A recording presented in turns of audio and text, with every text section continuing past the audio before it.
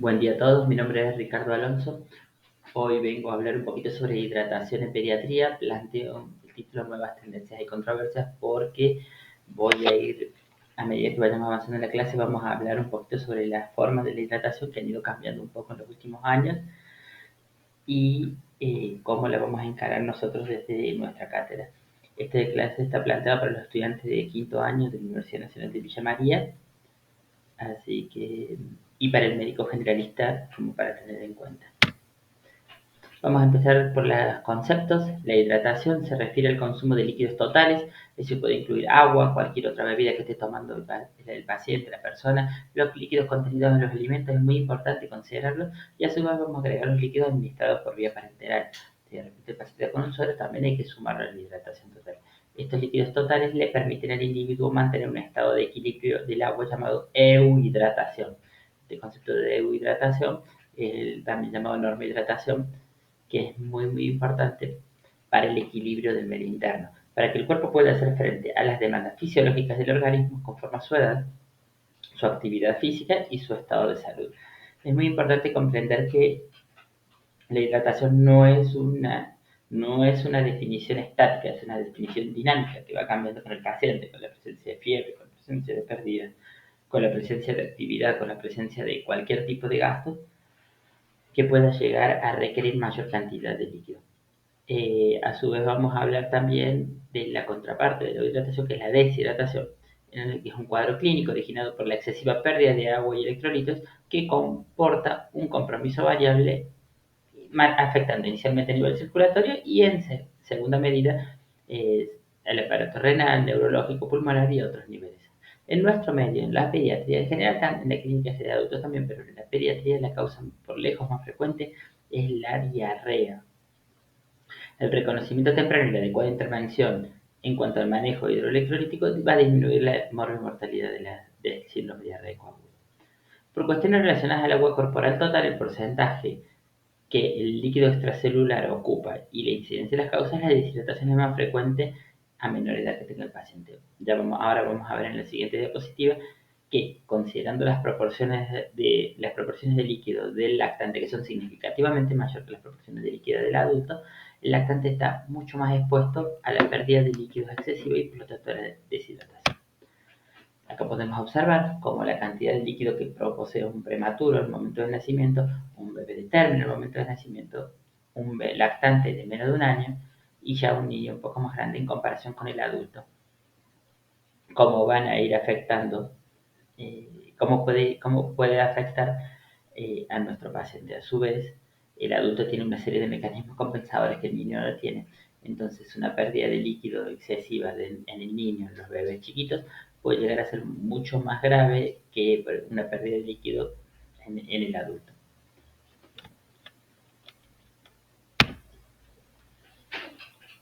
Para entender lo que es la fisiopatogenia hay que entender una serie de conceptos que en general la gente confunde muy fácilmente.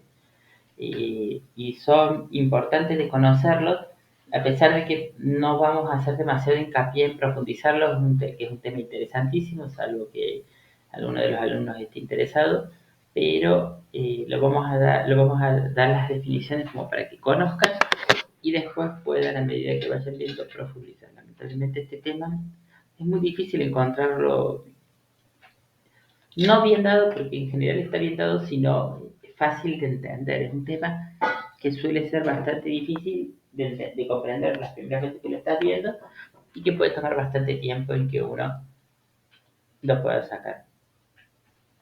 El primero de todas las definiciones es la osmolaridad.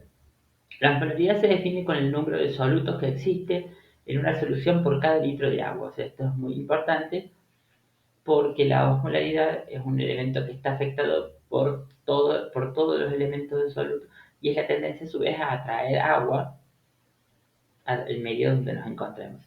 En general, está afectada en el cuerpo humano está afectada básicamente por tres elementos. Puede estar afectado por más, pero hay tres elementos que son los más importantes a la hora de considerar la osmolaridad. El sodio, por lejos, la urea y la glucemia. O sea, el aumento o la disminución de cualquiera de estos tres elementos va a obligar a que los otros dos tengan que aumentar o disminuir para compensar la osmolaridad y esto puede traer trastornos metabólicos graves en el paciente.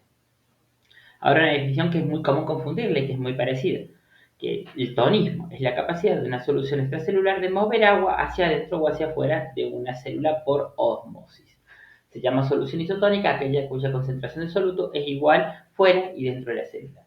El tonismo está fundamentalmente afectado por el sodio, o sea, ya no estamos, habíamos dicho que las modalidades eran sodio, urea y glucemia, y el tonismo está afectada por el sodio. Entonces ya tenemos que uno es una parte del otro, pero no son exactamente lo mismo. A pesar de que se pueden estar muy afectados, un aumento muy leve del tonismo va a afectar mucho la osmolaridad. La concentración de solutos es diferente en cada uno de los compartimentos del cuerpo. En general nosotros siempre tomamos como referencia la osmolaridad de la sangre, que nos hace intuir más o menos cómo se encuentra la osmolaridad en el resto del cuerpo. Normalmente como valor normal vamos a tomar entre 285 y 290 miliosmoles.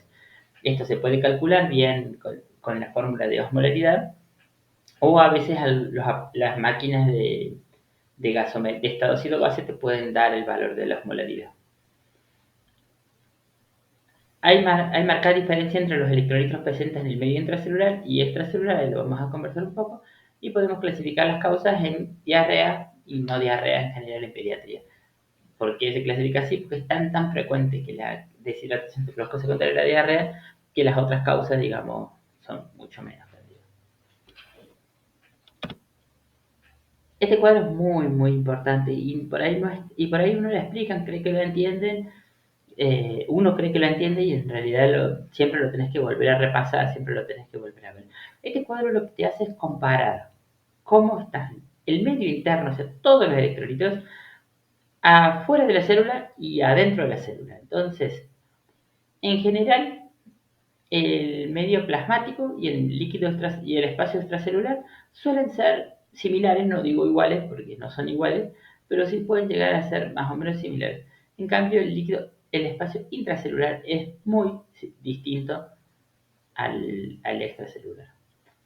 ¿Cómo es? Y bueno, como podemos ver, por lejos, en el extracelular, el electrolito que predomina es el sodio. 135, 145 son los valores normales que nosotros vamos a tener en cuenta.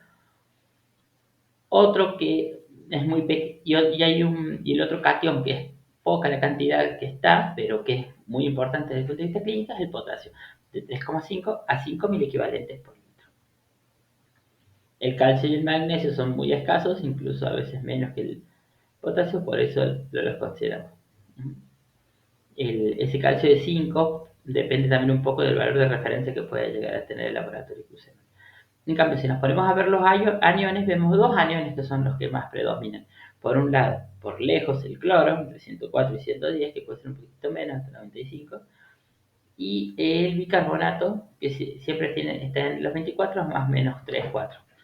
Entonces, podemos observar que hay marcado predominio del catión sodio y del anión cloro para compensar en el líquido extracelular. En cambio, en el líquido intracelular, y el pH es de aproximadamente 7.4. En cambio, en el líquido intracelular, vamos a ver totalmente invertido esto con respecto a lo que habíamos hablado recién. Hace un rato habíamos dicho que el potasio era un electrolito que es muy importante desde la clínica, pero que tiene poco manifestación en nivel plasmático o a nivel extracelular, de 3 a 5 mil equivalentes por litro. Pero miren cómo se encuentra a nivel intracelular, entre 150 y 155 mil equivalentes por litro. Es muy significativo, incluso hasta más que la cantidad de sodio que tenía afuera. Entonces, el cuerpo siempre tiene importantes reservas de potasio, eso es muy importante tener en cuenta. Por ejemplo, cuando el paciente tiene una hipopotasemia, claramente es que el potasio está bajo en todo el cuerpo. O sea, es muy importante reponer este tipo de trastornos metabólicos porque pueden traer consecuencias al paciente. Y el sodio es muy poca cantidad, de 5 a 10, o sea, el catión predominante a nivel intracelular es por lejos el potasio. Esto se debe principalmente al bomba de sodio-potasio, que mete 2 potasios, saca 3 sodios.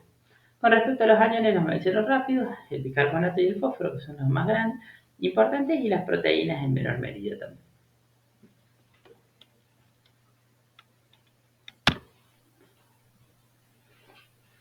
Si nosotros entendemos el cuadro de hace un rato y consideramos que el líquido extracelular habla de todo lo que es el parénquima, el intracelular habla del interior de las células, y a su vez consideramos que la osmolaridad está afectada por el sodio, por la urea, podemos entender, digamos, que la pérdida de líquidos, la pérdida de sodio van a ser influyentes a la hora de hablar de la deshidratación y son los que la redistribución de estos electrolitos son los que dan la clínica de la deshidratación.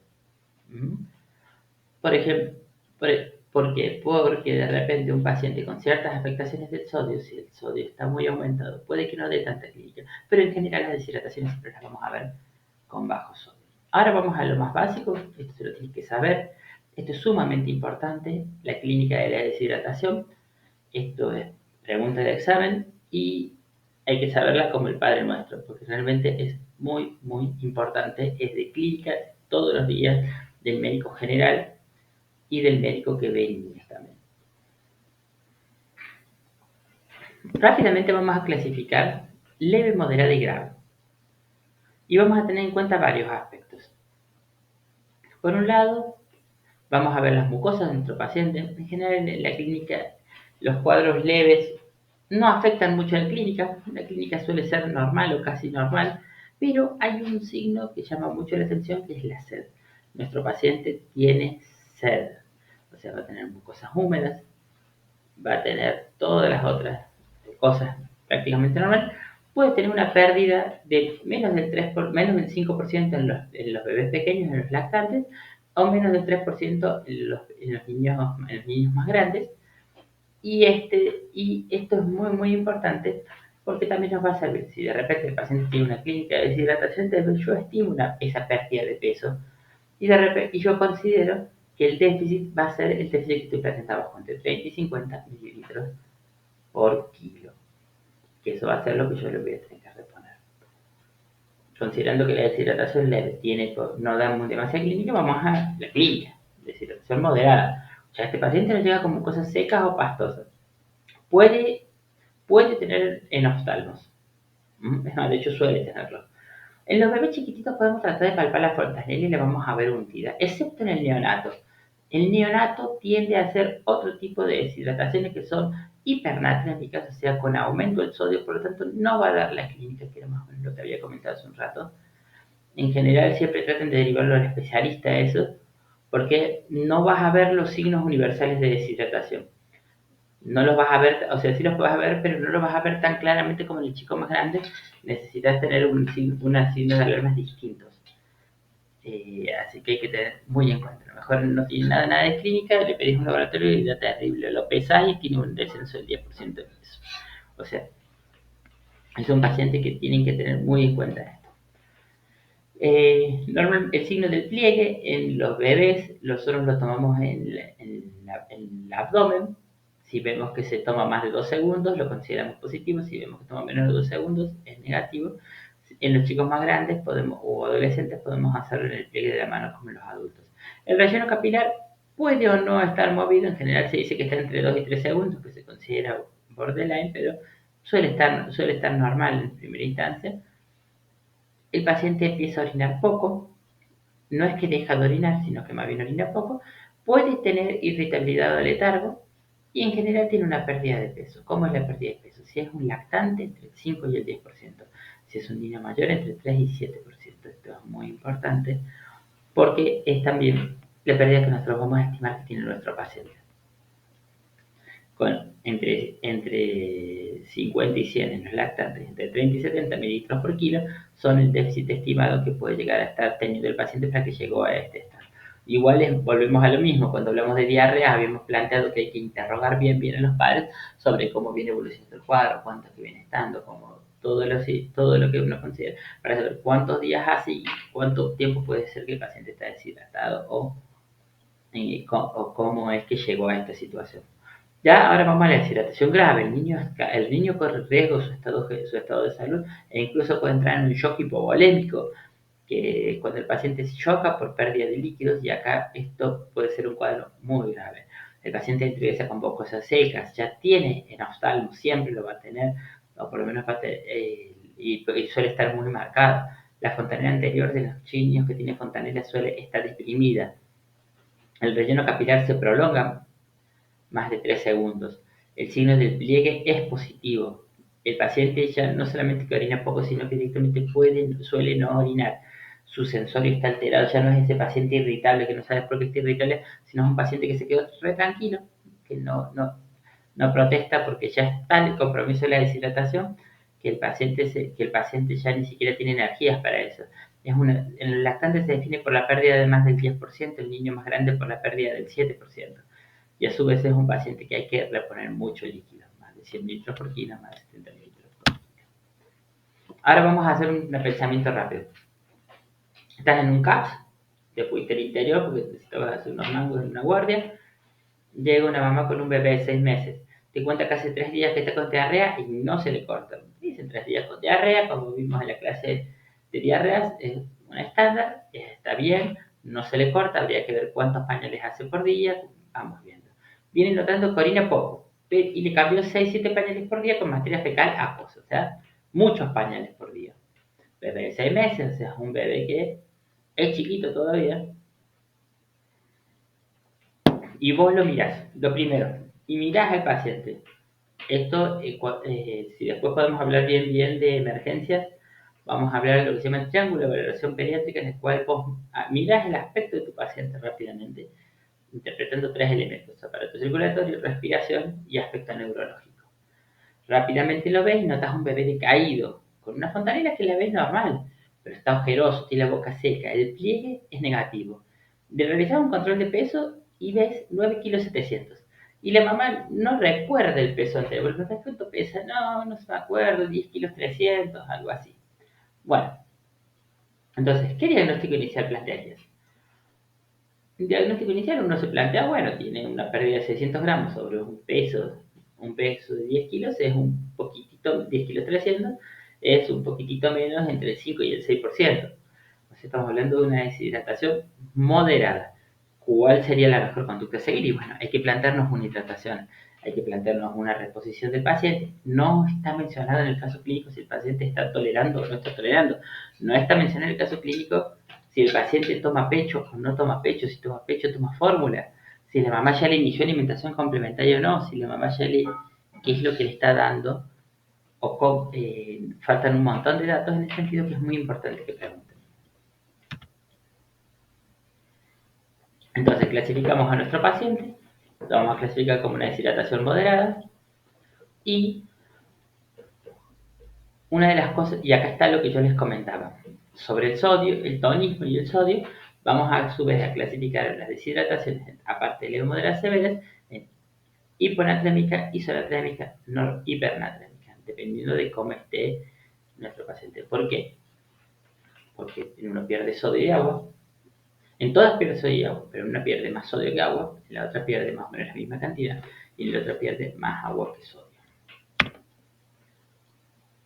¿Cómo son los tratamientos? Vamos a ver los tratamientos que da la OMS y que son los que salen en el IEPI. En el IEPI lo clasifica en plan A, plan B y plan C. Plan A: tratamiento de la deshidratación leve, aumentar el consumo de líquidos, especialmente de leche materna si es un lactante, nuestro paciente es un bebé de 6 meses, así que vamos a tratar de darle pecho o en su defecto biberón. Y si es un mayor de 6 meses, ya podemos agregarle agua, pero en realidad hasta el año vamos a insistir mucho en el pecho materno y el biberón. A partir del año ya pecho materno, biberón, agua, lo que sea. No dar bebidas carbonatadas, no dar gaseosas, no dar productos para adultos deportistas, como hemos planteado también el tema de lo que es diarrea. Pero el plan A no se aplica a nuestro paciente, porque el plan A es un tratamiento que dijimos que es para la deshidratación leve. Así que en este paciente nos vamos a quedar cortos con el plan A. Tratamiento para la deshidratación moderada. Acá es donde estaríamos nosotros. Muy bien. Insistir de ser posible con el pecho materno. Estamos totalmente de acuerdo. Suplementar las sales de hidratación oral. Las sales de hidratación oral, ahora ya en la misma charla lo vamos a comentar, pero han sido un punto de quiebre a la hora de tratar las diarreas. Las sales de hidratación oral han servido muchísimo para educar a la población en el tema de darles líquidos, en prevenir este tipo de deshidrataciones con las pérdidas de electrolitos que uno no se plantea cuando le da agua, cuando le da alguna otra bebida, no se plantea la cantidad de electrolitos que el paciente está perdiendo y ha disminuido la tasa de mortalidad infantil de manera increíble por el solamente hecho de incorporar sales de hidratación. Si tolera vía oral, insistir sobre los líquidos. Si no tolera, bueno, hay que replantearse cómo va a ser el tratamiento. Si no la quiere tomar, se le puede hacer una sonda nasogástrica al paciente, a pesar de que algunos lo consideran cruento, en realidad es más cruento una canalización endovenosa, porque eso duele mucho, en cambio una sonda la dejas un ratito y incluso se la puede sacar en un par de horas. O sea, hay como muchas opciones que uno no le, que a veces no le tienen en cuenta. Pero bueno, si el paciente tolera, siempre vamos a tratar la vía entera. Esto es muy interesante porque esta es una comparación de las distintas sales de hidratación que ha habido. eh, Primero la OMS, que la planteó en 1935, es la primera sal de hidratación. Fíjense los porcentajes de sodio que tenía, de glucosa, tenía bastante, potasio, citrato, cloro, y manteniendo una osmolaridad de 330. Bueno, esa sal la verdad que anduvo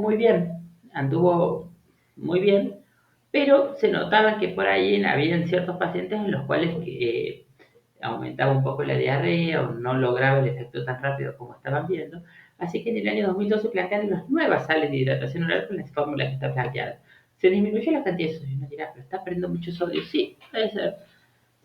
Pero se disminuyó la cantidad de sodio y funcionó. Se disminuyó francamente la cantidad de azúcar, que eso sí es algo que está demostrado que es importante tener en cuenta. Se mantuvo el potasio andaba bien, el citrato andaba bien, el cloro, se bajó la cantidad de cloro para también mantener un poco el equilibrio entre el cloruro de sodio y se bajó la osmolaridad. Y sí, porque una sal con bastante osmolaridad hace que si tiene 330 de osmolaridad y la osmolaridad de la sangre es de 280, el agua va a tender a irse al intestino. Entonces, y si está con diarrea, no va a mejorar el cuadro. Es importante también considerar el tema que osmolaridad incluye el azúcar y el tonismo no. Entonces también se bajaron un poco, al bajar más el azúcar y no tanto el sodio, se bajó la osmolaridad y no tanto el tonismo. Entonces, esto va viendo. Y esta sales dieron mucho mejor resultado que el que estaba dando las primeras sales del año 75. Estas son las sales que nosotros manejamos actualmente. Son muy importantes. La Spengler es la Sociedad Europea de Gastroenterología, que plantea una cosa muy parecida. Y la dejo estas últimas cuatro, un concepto bien práctico como para que ustedes lo entiendan. Explico que es rápidamente Pedialyte. Pedialyte es un suplemento comercial que se vende únicamente en farmacias, si bien no es un medicamento, se vende únicamente en farmacias, que no son sales de hidratación oral, sino que son una fórmula propia de ellos, pero vendrían a cumplir una función parecida. No son tan buenas, no hacen el mismo efecto, no es lo mismo, pero la verdad es que las sales de hidratación oral son difíciles que los chicos las tomen, son feas, no son ricas. A veces lo lográs, a veces no, depende mucho el chico. Entonces, este suplemento comercial es una aceptable alternativa a las sales de hidratación oral de la OMS. Ahora, vamos a observar rápidamente qué problema tienen. Y mirá, la que tiene la mitad de eso, tiene bastante menos sodio que la sal de hidratación. Tiene el doble de azúcar. Tiene una buena cantidad de potasio, una buena cantidad de citrato y tiene menos cloro. Y una polaridad similar. Entonces, como me está faltando sodio, hay que tener en cuenta este tema a la hora de administrarlo, siempre y cuando estemos hablando de una deshidratación moderada. Es interesante porque en realidad es el único suplemento, digamos, de sales de hidratación, que no es el de la OMS, que se puede conseguir. No sé el precio actual, pero es caro. Es caro. Creo que la última vez me dijeron que estaba en 600 pesos, hoy ya, pero te estoy diciendo algo que fue en junio del 2022, así que no está. Y trae 1 litro. La leche tiene mucho menos sodio y más glucosa. 36 un poco más de potasio, un poco de citrato, un poco de cloro y una molaridad más alta por el azúcar, por los componentes que tiene. O sea, pareciera que la leche no, pero la leche de madre y la leche maternizada terminan como logrando un equilibrio en esto, porque aparte de eso agregan, en las gastroenteritis agregan calorías de alto valor nutricional y eso el paciente también lo va a beneficiar.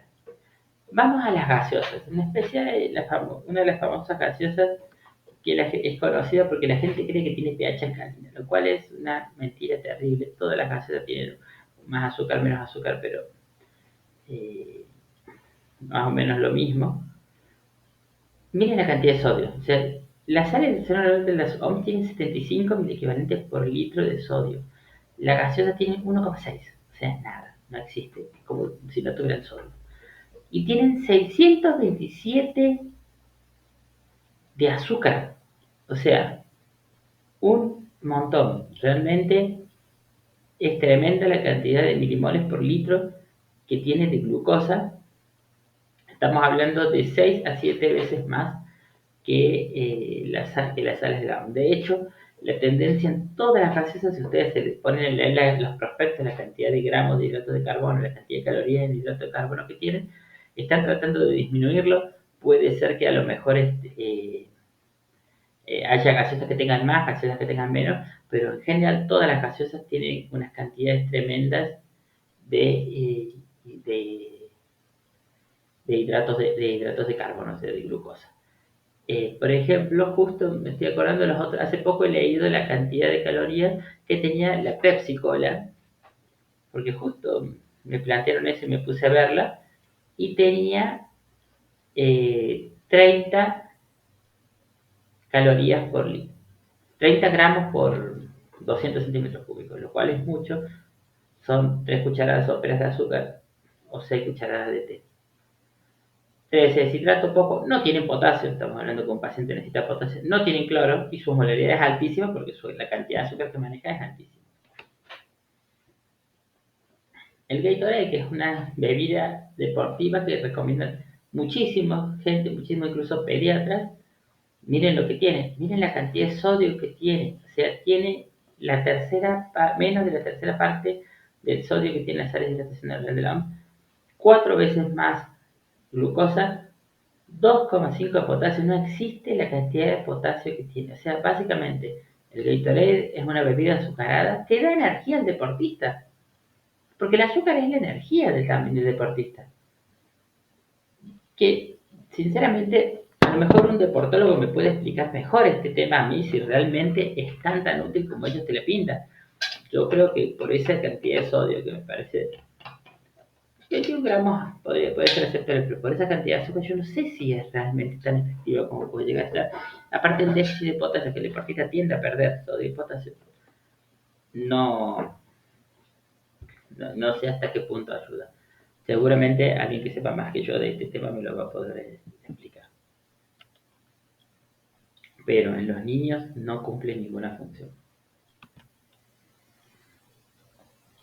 ¿Cuáles son las ventajas? Lo que planteamos hace un rato, disminución del gasto fecal, menor asociación con vómitos, menor necesidad de hidratación vía parenteral, no incrementa el riesgo de hiponatremia, que es uno de los temas que podemos hablar, y según la Academia Americana de Pediatría, recomienda sales de hidratación oral con sodio 60-75 miliequivalentes por litro. La osmolaridad de esta habíamos dicho que era 240, o sea, es un poquito más baja que la osmolaridad del cuerpo. Si todo esto, nuestro paciente ya lo cerramos nuestro bebé de 6 meses. Vamos al plan C, simplemente para explicarlo. Si el tratamiento de la deshidratación, que es el tratamiento de la deshidratación grave, o en un paciente también que no tolera la vía oral. O sea, vamos a suponer que nuestro bebé está vomitando. En los pacientes con deshidratación grave, los líquidos se deben administrar urgentemente por viento venoso, incluso sin esperar la evaluación completa. Esto está escrito así tal cual en el libro de Nelson. Nelson es la Biblia del pediatra. Son un conjunto de autores estadounidenses que plantea digamos, la enciclopedia, uno de los tratados más importantes de pediatría del mundo. ¿A qué se refiere comparación completa? Por supuesto, no solo la valoración clínica. Estamos hablando de métodos complementarios de laboratorio, entre otras cosas. Si tu paciente está mal, lo tenés que hidratar, no tenés que perder tiempo. ¿Cuáles son las indicaciones? deshidratación grave, compromiso neurológico con alteración del sensorio o convulsiones, fracaso de terapia de la rehidratación oral, vómitos incoercibles, a ese paciente que a pesar de todo sigue vomitando, pérdidas fecales graves y sostenidas, más de 10 mililitros por kilo por hora, es muy difícil de hidratar a ese paciente, en especial si es bebé. Si es un chico más grande, por ahí es más fácil, pero y hasta ahí, porque un adulto se puede deshidratar con esas pérdidas. O un líquido paralítico, que es un cuadro que va a armar una especie de tercer espacio, manteniendo el líquido en lugares en donde no le sirve el cuerpo y se comporta como un deshidratado. En caso de que el paciente esté en shock, se debe aplicar de manera urgente la reposición rápida. Ustedes saben muy bien, porque lo han visto en clínica médica, que la definición de shock es, digamos, la insuficiencia vascular de todo periférica grave. Nuestro paciente va a tener taquicardia, va a estar como signo inicial en lo que es todavía el shock compensado, progresando a un shock descompensado o a un shock irreversible. Nuestro paciente debe ser tratado de manera agresiva, rápida y sin ni siquiera esperar nada. O sea, no hay que esperar un laboratorio, no hay que replantearse nada. Hay que tratar de reponer. ¿Cómo se repone? En pediatría reponemos 20 mililitros por kilo de solución fisiológica o Ringer, depende de la pauta que estén usando. En el Hospital de Niños de Córdoba están usando Ringer, en general la mayoría de las guías de PALS están usando solución fisiológica. No importa el plan que quieras usar, la hidratación es 20 mililitros por kilo y eso va a recuperar el 2% del déficit. O sea, si nuestro paciente tenía un 5%, lo va a llevar a 3. Si tenía un 7%, lo va a llevar a 5. Si tenía un 10%, lo va a llevar a 8% de déficit. Es muy importante conocer esto porque si uno intuye que el paciente está llegando con una deshidratación grave, estima que está entre si es un lactante menor, 7, 8, 9 o 10%. Si es un chico más grande, 5, 7, 8% de pérdida de peso. Y eso lo va a uno permitir rápidamente hacer calcular qué es lo que se puede hacer. La otra cosa que se puede hacer espacio es con coloides, con albúmina en general. No se hace, no está recomendado, hay evidencia que no sería tan bueno, pero las guías todavía lo siguen mencionando como un elemento de expansión de reposición rápida. La efectividad, bueno, hay un cuadro comparativo en el cual van a poder eh, verlo todo. La composición de los distintos elementos, principalmente de la solución fisiológica y del Ringer lactato.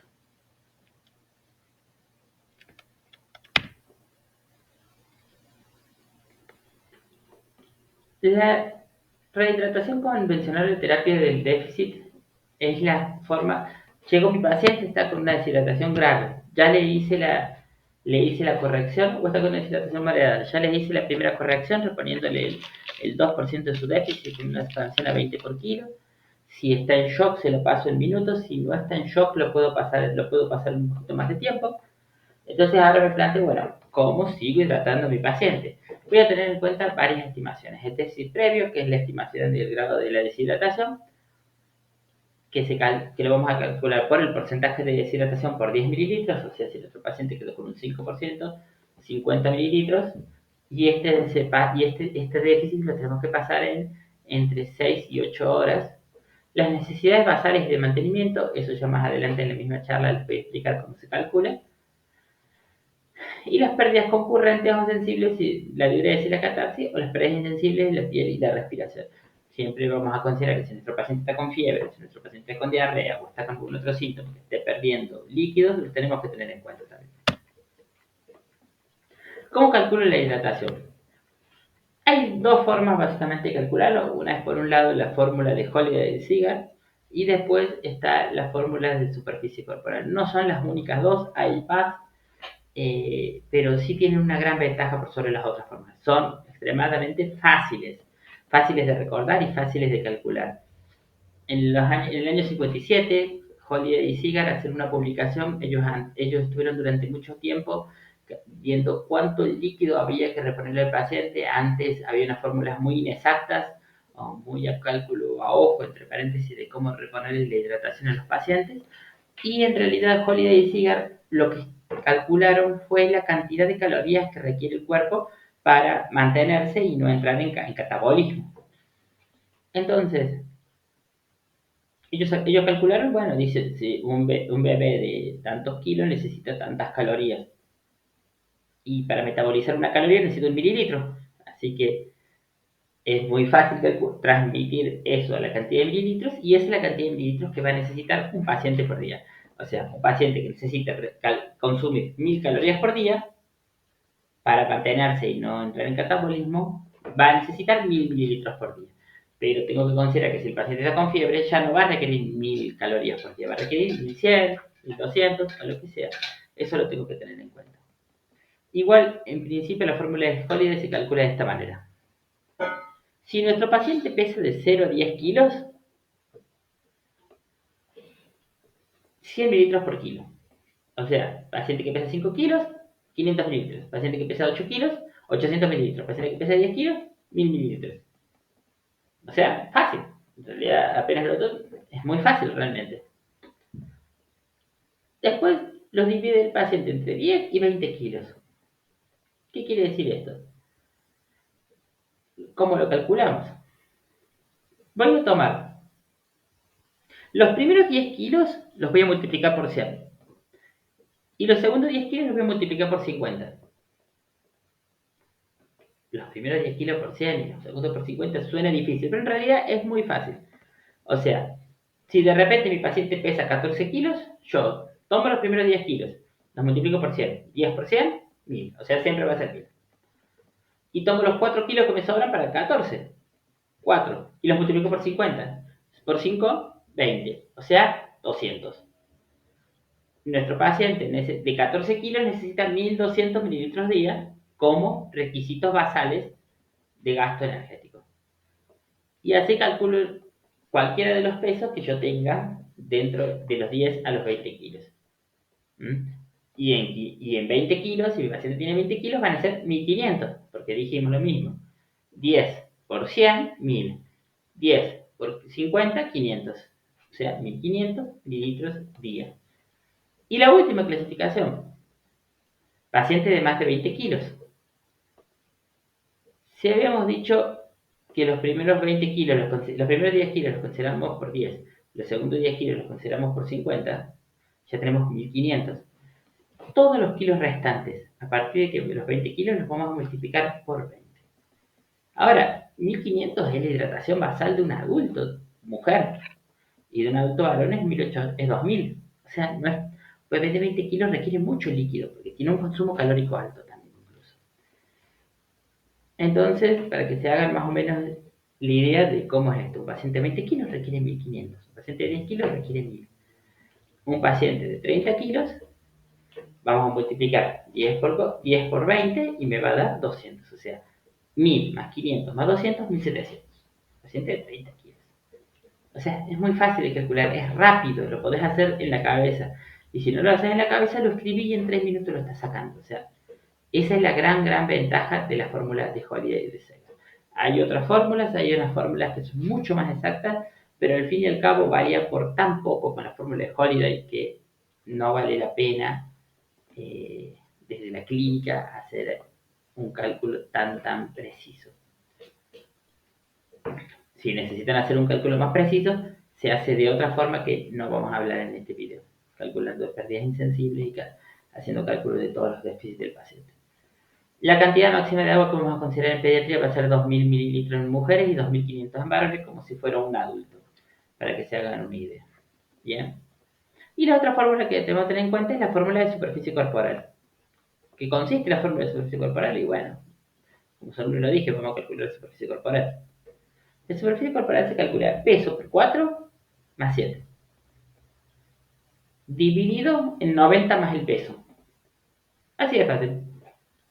Calculadora amiga, peso por 4, a eso le sumo 7. Y lo divido en 90 más el peso. Paciente que pesa 10 kilos. 10 por 4, 40, 47. Dividido en 100, me va a dar un cuenta. En general, nosotros vamos a tener en cuenta que 30 kilos equivalen a 1 metro cuadrado y que en general un adulto de 80 kilos tiene 1,73 metros cuadrados. Y ahora dirán, ¿qué es lo que hago con esto? Y bueno, esto lo vamos a multiplicar la superficie corporal por 1500 a 1800 mililitros día. Entonces, sacamos y nos va a terminar dando más o menos la misma cuenta. ¿Mm? Un niño de 30 kilos, recién sacamos la cuenta de que son 1700 y yo les acabo de decir que de 1500 a 1800. O sea, me da justo ahí en el medio. Pero si la fórmula de Holiday es más fácil. Sí, pero la fórmula de superficie corporal me sirve para pacientes con problemas de riñón, con problemas de corazón, con problemas de ciertas enfermedades que requieren cálculos más exactos a la fórmula eh, de Holiday. En general, para ustedes no les va a hacer falta, para un pediatra es importante conocerla, esa fórmula de hidratación. Ahora, ¿cómo hago la infusión? Esto es más o menos lo que habíamos comentado un poco en el grupo el otro día. ¿Cómo indico la infusión? Bueno, voy a tomar el total del volumen a infundir y lo divido por la cantidad de horas que tiene el día. El día tiene 24 horas, pero si de repente yo lo quiero pasar en 8 horas, lo divido por esas 8 horas al líquido que yo quiero pasar. ¿Mm? Esto es muy importante.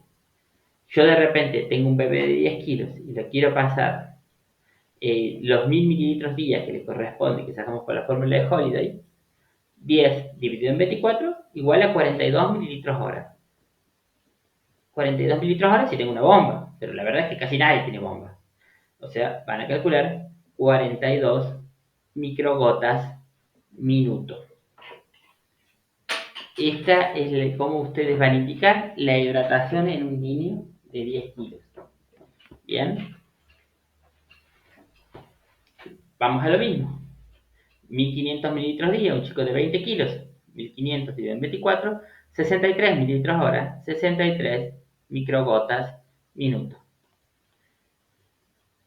Y me dirán, no tengo microgotero, tengo únicamente macrogotero. La verdad que no es tan fácil hidratar a un niño chiquito con macrogotero. O sea, 3 microgotas equivalen a una macrogota. Así que si ustedes sacan la dividen por 3, les va a dar 63, les va a dar 21 y 42 les va a dar 14. ¿Mm? El 13 y 14 más o menos macrogotas por minuto. Lo que pasa en el macrogotero es que un pequeño movimiento muy brusco o un pequeño mal cálculo en el gotero va a hacer que al paciente le pase mucha más hidratación. Así que ténganlo en cuenta.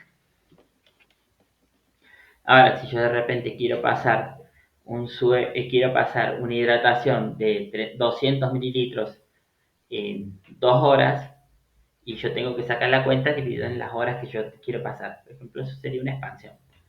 El enfermero más o menos te los puede calcular. Tienes que pasar a 100 mililitros hora, 100 microgotas por minuto.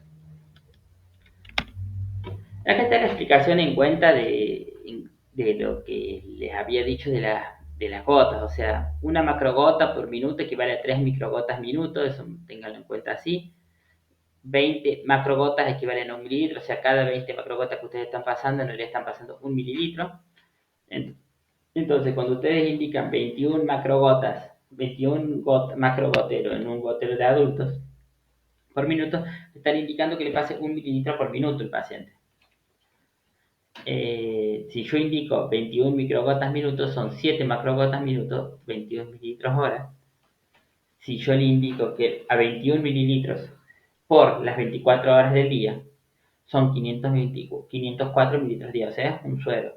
Y en 7 macrogotas, por ejemplo, o 21 microgotas, es el gotero en el cual yo dejo un solo suero para que goteen todo el día.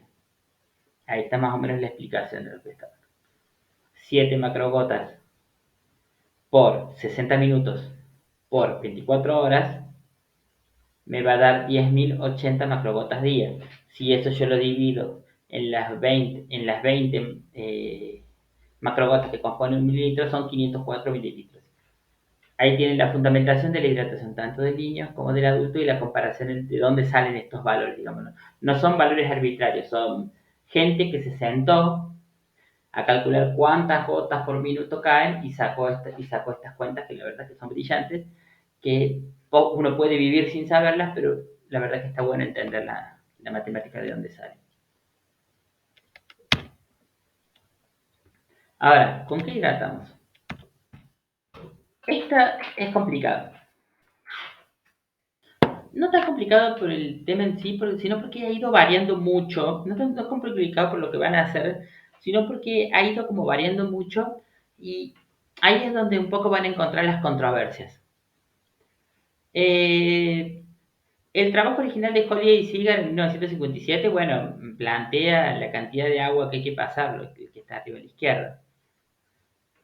En, en el 2008, la Sociedad Española de Pediatría, en consenso con un artículo que había sacado la Academia Americana de Pediatría varios años antes, varios trabajos que ya venían sacando en realidad, porque ellos empezaron en 2003. ¿Qué pasaba? ¿Cómo era lo que era la hidratación? La hidratación, en la época de Holiday, ellos hidrataban con una forma de prepararlo que tenía muy poca cantidad de sodio, muy poquita cantidad de sodio. ¿Y por qué? Porque la leche de madre tiene poca cantidad de sodio, que era un poco lo que habíamos hablado. Y dijeron, bueno, si la leche de madre, que es lo mejor que hay, tiene esta poca cantidad de sodio, tiene sentido que el suero tenga esa pequeña cantidad de sodio. El tema es que eso demostró que todos los pacientes que tenían hidrataciones prolongadas, que no tenían alimentación, presentaban todos hiponatremia, presentaban sodios bajos. Por lo tanto, compromisos severos de la osmolaridad, porque si estamos hablando de o teniendo que aumentar la urea o aumentar la glucemia para poder compensar. Y esto fue un tema, digamos. Eso era lo que se llamaba el sodio 20. Así que se decidió aumentar el sodio, eso se hizo en los años 80, 90, en la que se planteó el sodio 50, que era 50 equivalentes por litro de sodio. Cuando yo estaba haciendo la residencia, allá en el 2013, ya se había cambiado hacía mucho tiempo en Europa y recién se estaba cambiando en Argentina, después se cambió en Buenos Aires y por último estaba llegando a Córdoba, que, que el sodio 50 seguía produciendo hiponatremias, menos que el sodio 20, menos que el sodio 30 que se planteaba antes, pero seguía produciendo hiponatremias. Entonces se aumentó la cantidad de sodio y en el año 2016-2017, tanto el Garrahan como el Hospital Gutiérrez plantearon volver a aumentar las cantidades de sodio que había en los sueros, porque seguían produciendo mucha hiponatremia, mucho sodio bajo. El tema es que, digamos, eso se hizo en esa época, pero en realidad era un movimiento que ya se venía hablando desde hace rato. Ese sodio alto con los valores actuales eran valores que se empezaron a hacer primero en la Academia Americana de Pediatría en el año 2003-2005.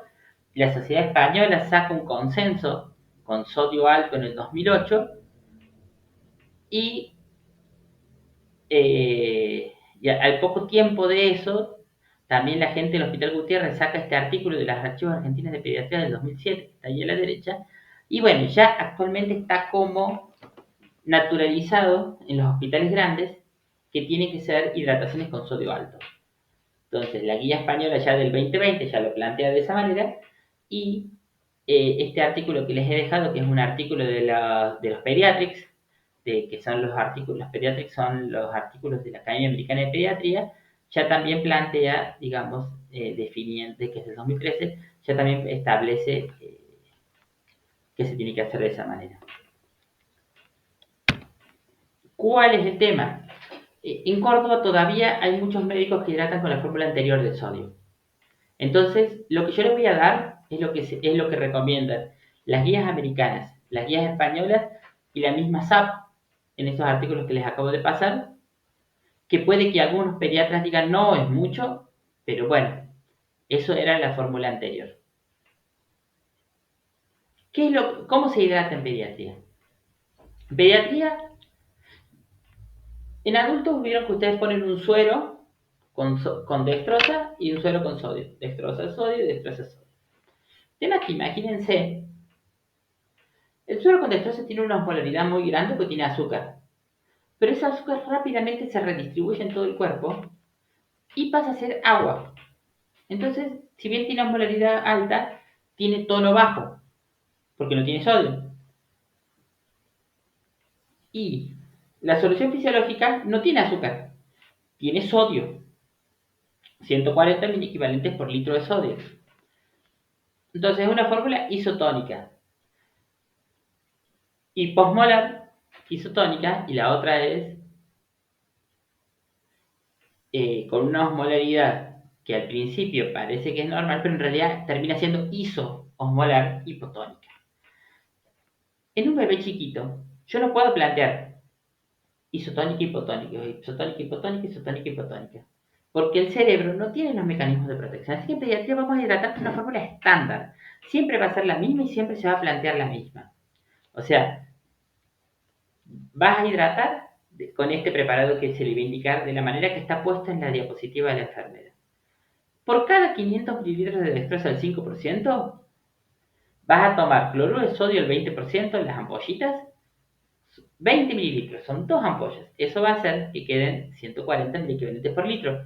¿Qué otra cosa tiene 140 miliequivalentes por litro? La solución fisiológica, es la que les acabo de decir. Así que estamos fabricando una especie de solución fisiológica. Y a su vez le vamos a agregar 3,5 mililitros de cloruro de potasio de 3 molares. Hay otra forma de presentación que utiliza el potasio que puede ser de 10 molares que lleva 10 centímetros. Pero el más común de todos es esto. Esto se llama potasio 20. ¿Por qué? Porque se ha demostrado que en pediatría es conveniente hacer este agregado con potasio.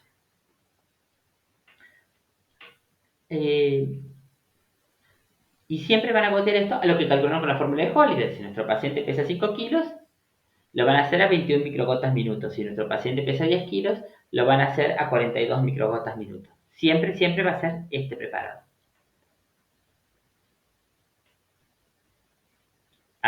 Muchos pediatras todavía le ponen 10 mililitros de cloruro de sodio, que era lo que yo les había planteado.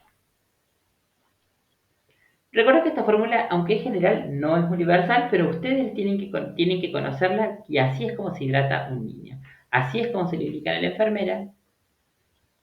Y si de repente la enfermera tiene dudas, ustedes más o menos van a ser las que le van a tener que ayudar a resolverlas. Mucho cuidado con el paciente cardiópata, nefrópata y hepatópata. Esos son los casos en los que a veces, no en todos los casos, se hidrata con la fórmula vieja, con la fórmula con 10 mililitros de cloruro de sodio.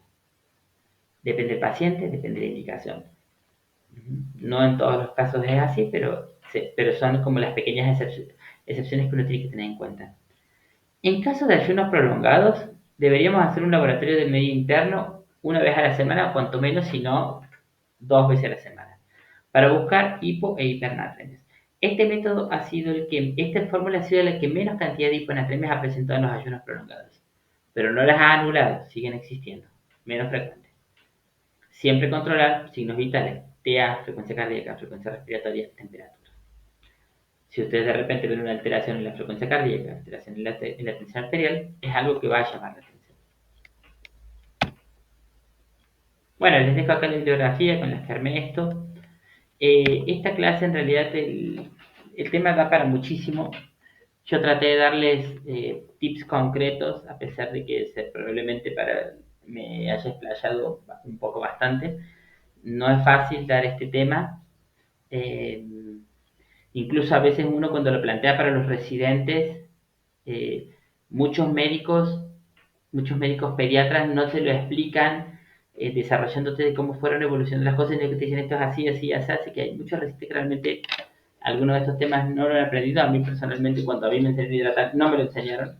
Eso lo estudié yo solo por algunas capacitaciones que yo hice con lo que es medicina interna y por lecturas propias, como para poder entender bien de dónde salen los números y de dónde salen los elementos de todas estas hidrataciones. Espero que les haya gustado. Por supuesto que van a tener actividades. Cualquier duda, no se olviden de consultar, ya sea por el grupo, por el foro de novedades o al privado.